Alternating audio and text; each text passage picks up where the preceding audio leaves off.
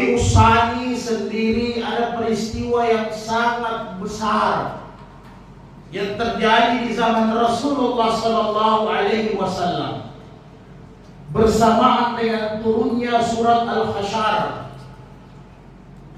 yaitu apa? Pengkhianatan orang-orang Yahudi kepada orang-orang Islam, khususnya Bani Nadir. Sebagaimana kita ketahui bersama saudaraku yang berbahagia, ketika Islam berkuasa di Madinah, berkuasa dalam arti kata nubuwah, kenabian, bukan kerajaan, bukan republik, bukan federasi, tetapi kenabian. Maka bukan hanya orang-orang Islam yang diperbolehkan untuk tinggal di Madinah Al-Munawwarah.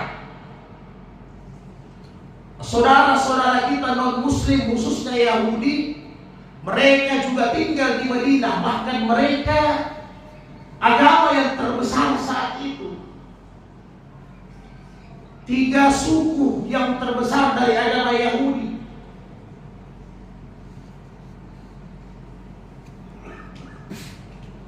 Dari mereka ada namanya Bani Qaynuqa, Bani Quraisyah, Bani Nadir. Ini orang-orang Yahudi yang besar sukunya di Madinah. Bahkan lebih besar dari orang-orang Islam di Ansar, Aus dan Khazraj. Tetapi Rasulullah membebaskan mereka dengan perjanjian yang luar biasa adilnya. Mereka dilindungi. 1, bebas memeluk agama kepercayaan tanpa ada paksaan. Poin-poin perjanjian secara singkat ketika itu. Yang kedua, baik orang Islam maupun non-muslim, khususnya Yahudi, wajib menjaga Madinah apabila diserang, apabila diganggu. Maka orang Islam dengan Yahudi sama-sama harus mempertahankan tanah Madinah, karena itu tempat tinggal mereka. Yang ketiga, bukan hanya di Madinah, sampai di luar Madinah, nyawanya, hartanya orang Islam sama berharganya dengan non-muslim. Tidak ada perbedaannya.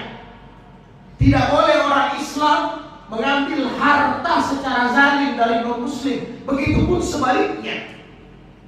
Tidak boleh orang Islam membunuh nyawa orang non-muslim. Begitupun sebaliknya, hukumannya sama. Perjanjian ini sangat adil, luar biasa. Poin yang lain, masing-masing menjaga suasana yang aman, terkendali, kondusif, tidak boleh menyakiti. Orang Islam harus menjaga orang Yahudi, begitupun sebaliknya, menghormati hak-hak mereka. Apa yang terjadi? Semua kesepakatan perjanjian ini dikhianati oleh orang Yahudi. Memang spesies mereka dari dulunya pengkhianat. Mulai dari Nabi Musa alaihissalam, nabi-nabi mereka bunuh. Nabi Yahya, Nabi Zakaria. Ketika muslimah orang Islam, wanita muslimah datang ke pasar, mereka lecehkan, mereka ganggu. Maka pada saat itu ada saudara kita, sahabat Nabi yang laki-laki dari muslim, ingin membantu wanita itu karena dia dilecehkan. Maka laki-laki sahabat Nabi itu, orang Islam, dibunuh di pasar itu. Secara tidak langsung mereka telah berkhianat dengan perjanjian ini. Bahkan lebih parahnya saudaraku, mereka merencanakan pembunuhan ke atas Nabi Rasulullah Muhammad SAW. Ketika datang bertamu ke tempat mereka, Nabi dipersilakan dulu.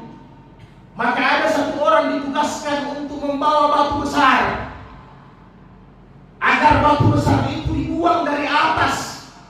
sehingga akan mengenai Nabi dan Nabi akan meninggal. Karena ini adalah Nabi, bukan kerajaan, bukan presiden. Karena ini adalah Nabi, maka Allah memberitahu lewat Jibril alaihissalam, ya Rasulullah, engkau hendak dibunuh pada saat ini.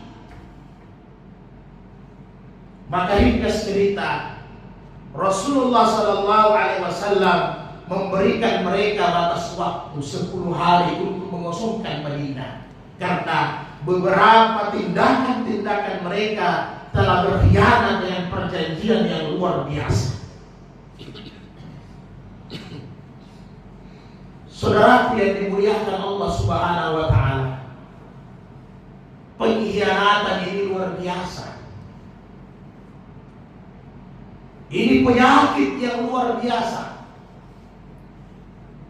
Sehingga Allah mengatakan dalam Al-Quran, maka ta'tum min liyanatin aw taraktumuha qa'imatan ala usuliha fa biiznillah waliyajziyal fasikin. Bahkan mereka Allah cap sebagai orang-orang fasik, bukan lagi orang munafik. Allah cap mereka sebagai orang-orang fasik. Sehingga wahai Muhammad, ketika kalian menyuruh mereka keluar dari Madinah, bahkan mereka sembunyi di benteng-benteng besar, sehingga engkau sempat menebang pohon, sempat membakar buah-buah korma, itu tindakan yang diizinkan oleh Allah. Padahal dalam aturan Islam tidak boleh merusak tanaman walaupun dalam keadaan perang, tidak boleh menebang pohon, membakar. Kenapa? Karena pada saat itu mereka sembunyi di benteng-benteng besar, yang benteng-benteng itu mereka tutup dengan pohon-pohon korma yang besar. Inilah caranya orang Yahudi memang. Begitu juga nanti di hari kemudian, ketika nanti mereka dibantu oleh Dajjal laknatullah alaih, mereka akan dikejar oleh pasukan Imam Mahdi. Mereka akan bersembunyi di dalam pohon-pohon besar, sehingga pohon itu akan berkata, ini orang Yahudi, ini orang Yahudi ada di dalam pohon. Begitulah cara mereka, saudara. Ma'asyiral muslimin rahimakumullah. Mudah-mudahan sifat-sifat pengkhianatan ini tidak masuk dalam diri-diri kita, khususnya orang-orang Islam. Dan alhamdulillah, pilkada di depan mata kita. Kita berharap kita tidak mendapatkan pemimpin yang hianat. Kalau hianat di dunia, diusir dari Madinah, dari kampungnya. Tetapi kalau seorang pemimpin yang hianat dengan masyarakatnya, sampai di akhirat dia akan diminta pertanggungjawaban oleh Allah Subhanahu wa Ta'ala. Maka oleh sebab itu, saya mengajak diri saya dan kita semua, perbedaan politik adalah keniscayaan. Karena kita berlomba beradu gagasan, ide dan amal. Silahkan, tetapi jangan saling olok dan saling membenci satu sama lain. Kata Rasulullah dalam hadis sahih, al-muslim man salima al-muslimun min lisani wa yadihi. Orang Islam itu dia menyelamatkan orang Islam lain daripada mulut, lisannya dan tangannya. Jangan memfitnah. Silahkan Anda pilih dengan pilihan Anda yang terbaik. Imam Syafi'i berkata, apabila kalian ingin mengeluarkan perkataan, berpikirlah, kalau perkataan itu ada manfaatnya, berhati-hatilah keluarkan itu perkataan. Tapi kalau perkataan itu membuat mudarat, maka jangan katakan perkataan itu. Allah Subhanahu wa Ta'ala berfirman, ya ayyuhalladzina amanu la yasharu min qaumin ayyakuna asya'i yakuna khairan minhum. Wahai orang-orang yang beriman, janganlah satu kelompok menjelekkan, mengolok-olok, memburukkan kelompok lain. Karena bisa jadi di mata Allah, kelompok yang dijelekkan itu, kelompok yang difitnah itu lebih baik di mata Allah daripada orang yang mengolok. Mudah-mudahan Allah memberi kita pemimpin yang baik. Maka berakhlaklah dalam media sosial. Lisan dan tangan kita berhati-hati, saudaraku yang berbahagia. Kita bersyukur semua calon kita beragama Muslim. Ini satu kesyukuran. Ada satu yang saya tidak tahu apakah Muslim atau tidak, tapi paling tidak 3 kandidat calon pemimpin daerah kita maupun kota kita semua beragama Muslim. Ini sudah satu kesyukuran. Karena memang orang Islam harus dipimpin ketika dia mayoritas. Tidak boleh kita dipimpin, harus kita dipimpin oleh orang Islam. Silahkan itu demokrasi, tetapi bagi kita, karena ini suara langsung, harus pakai akal, pakai hati nurani.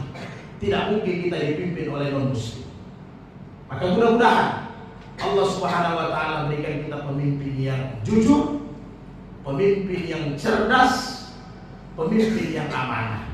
Barakallah fil Qur'anil Karim, wa nafa'ni bil ayati wa zikril hakim, wa taqabbala minni wa minkum tilawatahu, innahu was-sami'ul 'alim.